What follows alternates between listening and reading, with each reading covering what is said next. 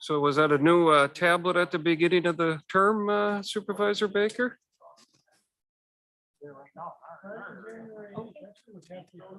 Oh, all right. A lot of notes. We should have them preserved for posterity, huh? Where's that?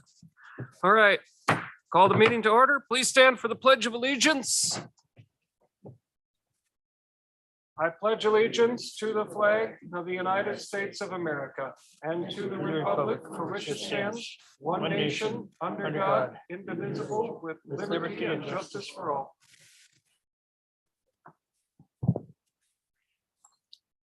This evening, we come together as a board and current members for the last time in the 2022 supervisory session. Let us remember the good that has come out of our discussions. And when our new board convenes in April, let us, as older board members, work with our new supervisors to acclimate them to the workings of the board and to show patience and resolve to work together for the common good of the county. In your name, we ask this, O Lord. Amen.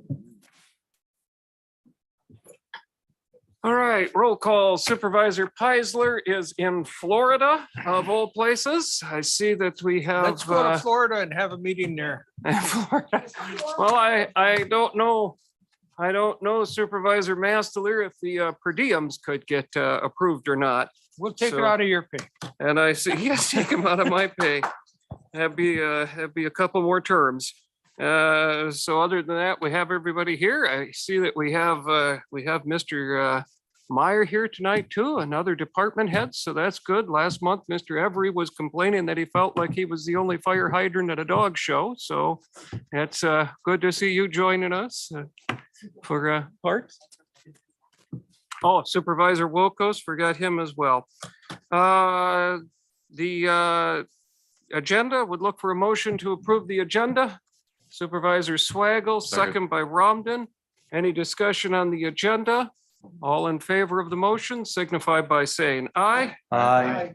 Would look for a motion to approve the minutes from the previous county board. Supervisor Haskey, second by Supervisor Gillett. Are there any corrections to the minutes from the previous? Supervisor Lazansky? I had one minor thing where there's the who approved the minutes last time. It's supposed to say Schwagel moved and it just says Schwagel. That's on the agenda. Okay. It says Schwagel and it doesn't have moved after it. All right. Anything else on the minutes, on the previous minutes? All in favor of the motion signify by saying aye. Aye. Motion carries. Citizens input, has anyone signed up to speak? No, no one has signed up to speak. Is there anyone who wishes to speak to the board? Anyone who wishes to speak to the board? Does anyone wish to speak? See none? All right, appointments. We have an appointment this month.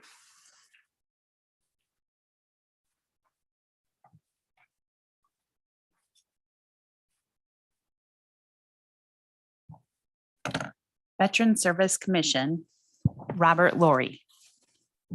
Do I have a Move to motion? approve. Supervisor Romden, second by Supervisor Teske. Any discussion? All in favor of the motion signify by saying aye. Aye. Annual reports and other reports as requested. Mr. Felt, Nothing to report at this time, Mr. Chair. no report. All right. Committee reports. You have the minutes from the various committees that you have reviewed. I will take them all together, or if there are any questions. Supervisor Mastelier.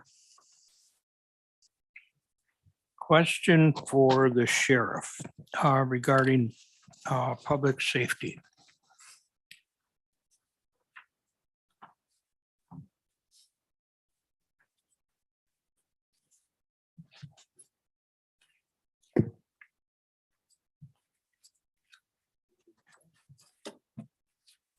Mr. Massey, you have no idea how much joy it brings to me that you have finally asked a question of all these months of committee reports. So thank you for this. Well, I don't know if you're going to thank me. So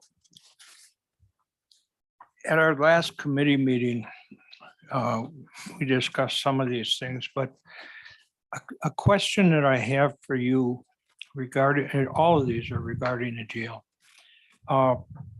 If we have an unruly guest in our jail, can we ship those guests that are unruly to another facility to,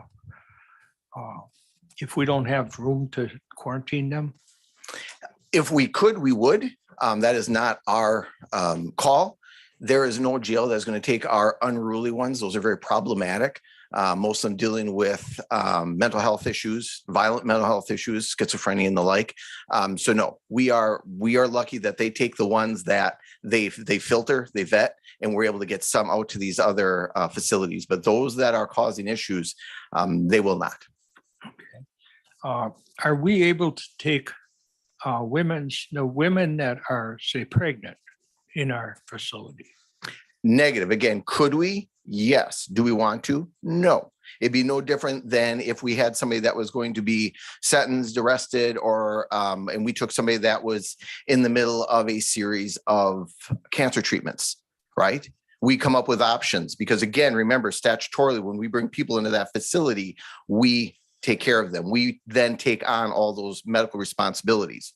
All right. So unless anybody here really wants to pay for the delivery cost of a child, we have to balance that, right? That's the work we do every day, balancing budget obligations to public safety. So unless they were a severe risk to our public and our public safety, we would have to come up with ways of doing this. But typically with the offenses we see in Kewaunee County, we're going to work out some options with the judge, with the DA. We're going to do some creative things to keep those people out of our facility. And that's whether it's our current facility or any future facility, because again, it's about inherent medical costs that we then take on. So I hope everybody here can appreciate that balance that we strike every day.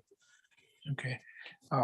Another question, because I see that we had an inmate that likes to fight in the jail.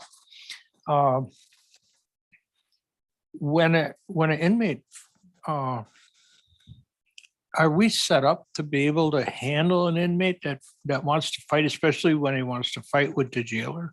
So we have, them wanting to fight with the jailer is not unusual.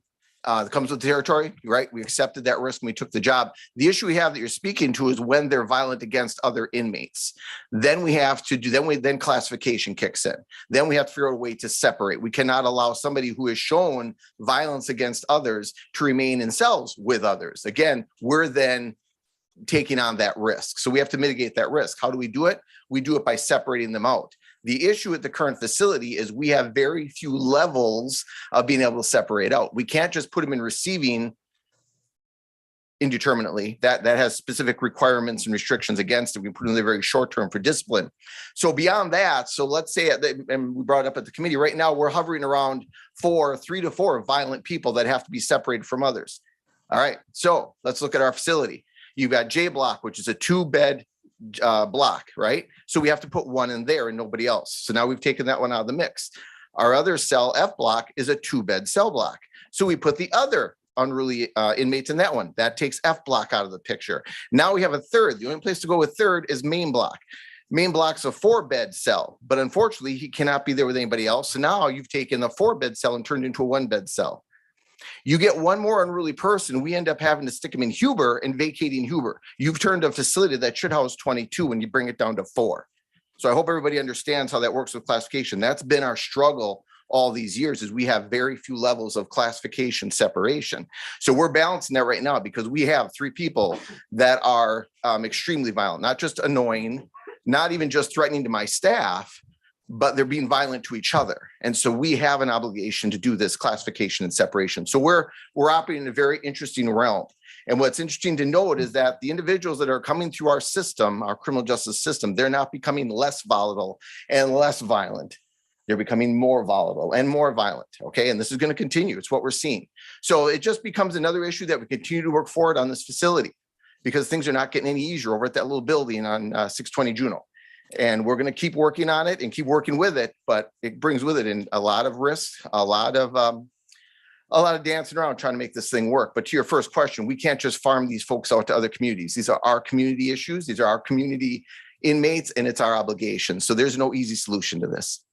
I mean, basically, it sounds, what you're telling me is it sounds as if a new facility, we'd be able to handle these people more efficiently and more safely. Absolutely. And that's been a lot of the work we've done over the last 7 years, is really looking at the layout of the facility and how, instead of, let's say, doing dorms, that's one of the reasons we went with a lot of cells versus dorms. There was that conversation early on. The problem with dorms is exactly what's happening. If you do a lot of dorms, it limits your ability for that classification, versus if you do more cells, you've got more variation for classification. So in the proposed facility, we've got a myriad of classification options, which is what we're gonna need. Especially, we're gonna be bringing back females, of course, but then to be able to classify all these folks between sentence, pre-sentence, probation holds, but then even going beyond that too, those individuals that are being violent, that have mental health issues, that we just have to keep segregated to try to keep the rest of the population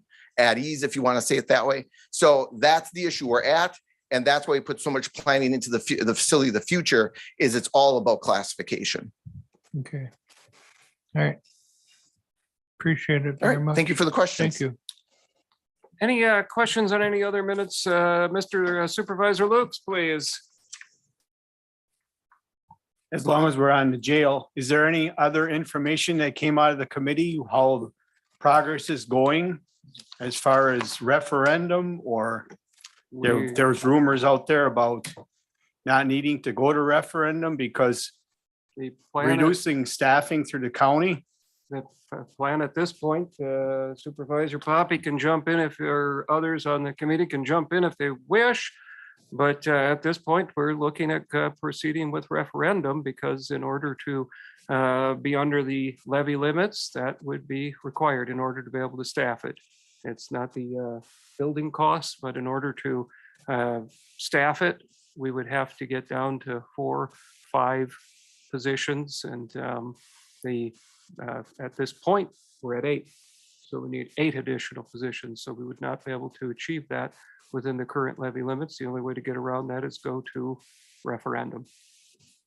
So do you mind if I add to that, Supervisor Lukes? So we actually, as the chair had said, we were hovering around that 8. That has really been sort of our ground zero, was 8. But recently we did a tour of Iowa County, a very eye-opening tour, and not so much even the facility. When we started talking about operations, the staffing model that they used, we brought back with us, and Lieutenant Van Aram did a wonderful job of really trying to crunch the numbers and look at how we could incorporate that. So the conversation had been if we can get it down to 6, because we had been 8. We had been at a solid 8. But having done that, and we've been working with the finance director and the county administrator about making sure our numbers, made sense and this was tight, we are at this time able to bring this down to 6. So just putting that out for information, that the staff has done an amazing job of looking at this from outside the box, coming up with different solutions and different options. So again, we were predominantly at that 8, which, as was stated, kind of necessitated then the need for referendum. However, through the hard work of our staff, we have brought that number down to 6. So be as it may, and take that information for what you will, we are working to bring those costs down. Mr. Chair. Yes, go ahead. And to follow up on that, just for me, I'm not a big fan of referenda. So if I can provide you an option that doesn't require us to go to a referendum, I will present that to the board and let the board make that decision. Supervisor Lukes. In what kind of time frame? I hope to have, because if we're going to go to referendum, and our corp counsel can correct me if I'm wrong, we would have to have a question approved by no later than July, I believe. 70 days. I was going with the 90 just to be safe. So that makes, so I'll say July to be safe. So therefore, I would hope to have something to the board by no later than May. Thank you. So just to conclude, we do have the most recent versions of the floor plan as well as some external renditions. What I'll do is I'll stick around and I'll lay those out. And if anybody wants to look those over, asking questions, I really need you folks to get engaged. We really need to get on board with this and everybody really get to a level of comfort. And the only way we're going to do that is by visiting, by asking questions and having these conversations. So I please ask that you reach out. Right? I have this things on me 24/7. I get calls from all sorts of people all hours a day. I would welcome calls from you, each one of you. I would welcome that call. Please reach out. We can have that discussion. Thank you. Any questions on any other committee reports, minutes that you have received? All right, seeing none, we'll move on. First reading of ordinance, we have none. Consideration of resolutions. You are prepared for the first? Salary Schedule 1A. A resolution establishing total annual compensation for county elected officials. Fiscal impact statement. Clerk of Court total salary and related benefits increased by 14,768 over the 4 years. Sheriff total salary and related benefits increased by 21,141 over the 4 years. Coroners paid per event, impact is indeterminable. Have a motion. Supervisor I Romden, would move to approve the resolution. second by Supervisor Mastelier. Discussion, questions?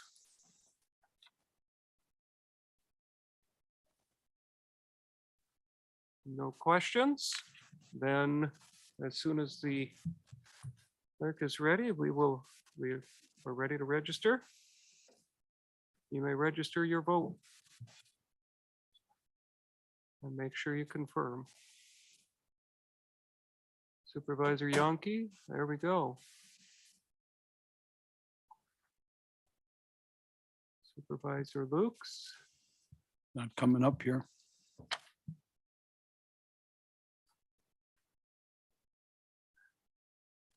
it's not on your phone. All right, so I have 17 yes and 1 no, correct? 2 abstention, 1 no. Motion carries. We'll move on. When you're prepared, we'll move on to the next resolution.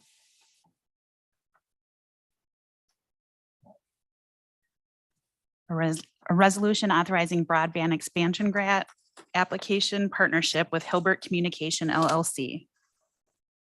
Okay, do I have a motion? Supervisor Vollenweider, Supervisor Augustine, second. Discussion, we have representative, yes, Supervisor Romden. I'd like to offer an amendment to this resolution. My motion would be to, on the second page, lines 5 and 6, the be it further resolved, I would just like to see that sentence eliminated because it's cumbersome reading that in that by approving this resolution as presented, Can we are, you tell me what line it is, please? second page, lines 5 and 6, Thank the you. last be it resolved. Yes, thank you. I see. To me, it's kind of cumbersome reading that because it seems to me like if we approve the resolution as published, we're going to be approving things that transactions that we are unaware of. Yeah, correct.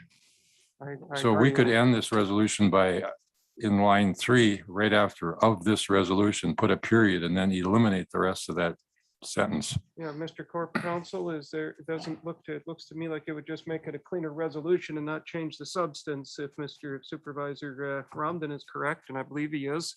He usually is.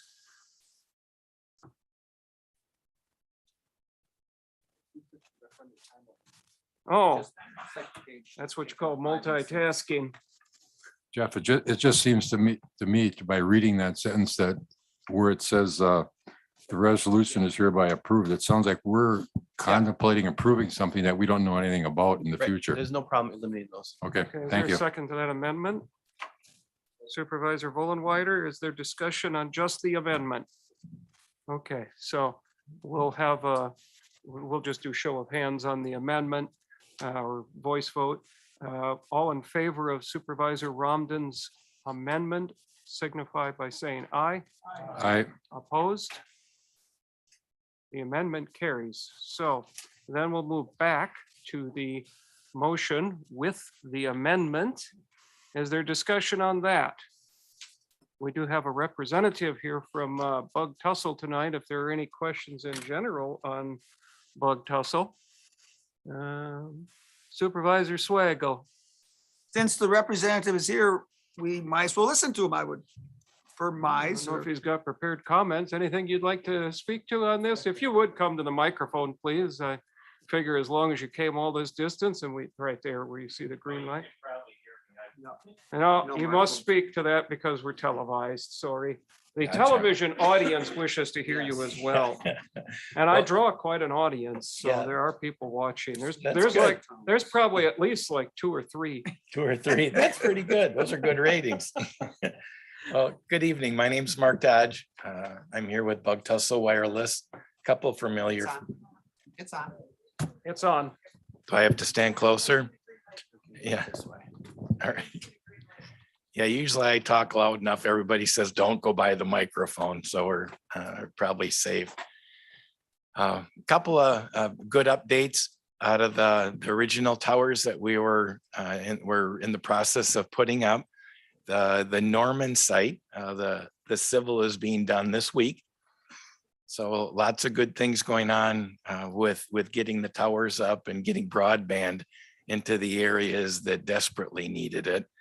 So with the Bayview, the Bolt, the East Croc, the Gregorville, those sites are all on air.